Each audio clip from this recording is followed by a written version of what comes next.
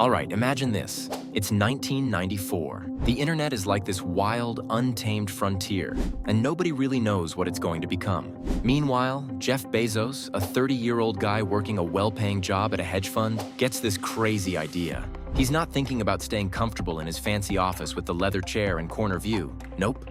Instead, he's about to dive headfirst into something the world hasn't even wrapped its head around yet: online shopping.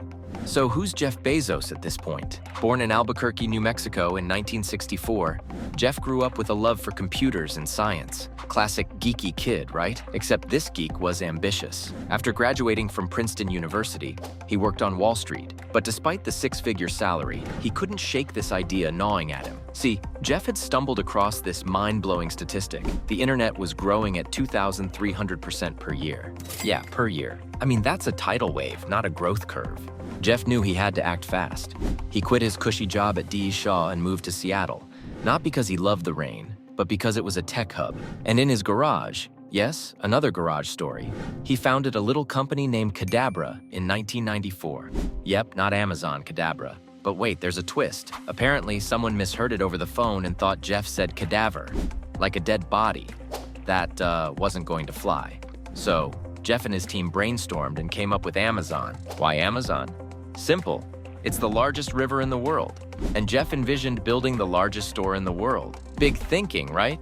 Amazon officially launched in July 1995 as an online bookstore. Now you're probably thinking, books? That's random. But Jeff was smart. Books were the perfect product to start with. They didn't spoil, there were millions of titles to sell, and people didn't need to physically touch them before buying. But here's the kicker. Bezos never planned for Amazon to just sell books. That was just step one in his master plan. From day one, Jeff had this vision of creating the everything store. He wanted Amazon to be the place where you could buy anything. But first, he had to get people to trust buying online.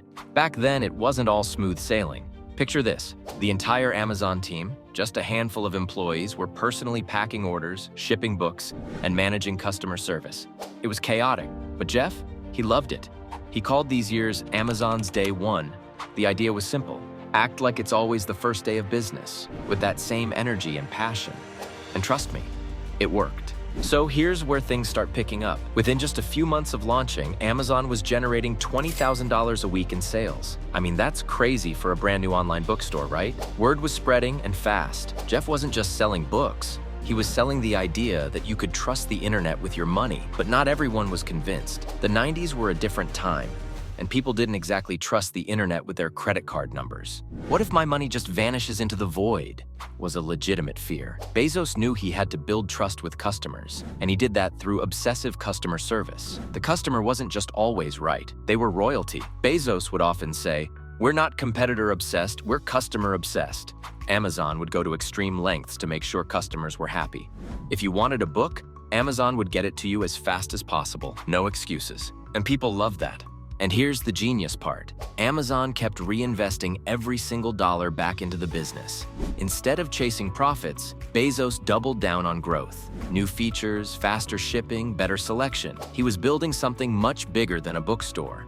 In 1998, Amazon started expanding beyond books, first into music, then electronics.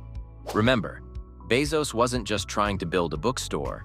He was setting the foundation for an online marketplace that could sell everything. By the time the 2000s rolled around, Amazon was becoming a household name. And with the launch of third-party sellers, it wasn't just Amazon selling products anymore. It was anyone who wanted to sell online. Now, let's talk about the dot-com bubble.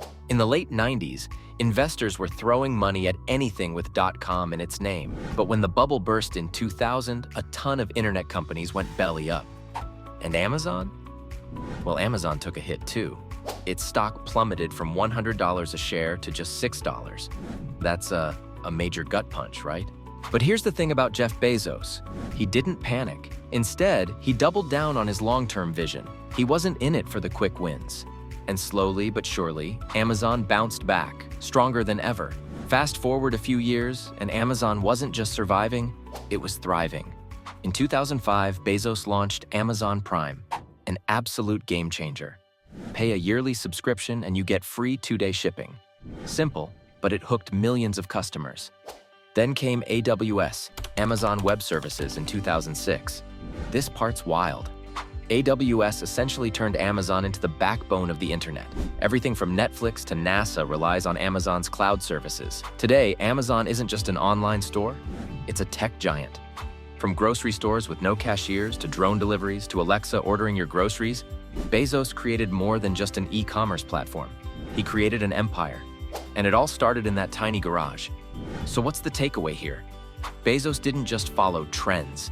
He thought ahead of them. He built Amazon piece by piece, always thinking about the next move, always focused on the customer, and always treating every day like it was day one. The lesson? Dream big, work hard, and never stop evolving. And that, my friends, is how Amazon was created.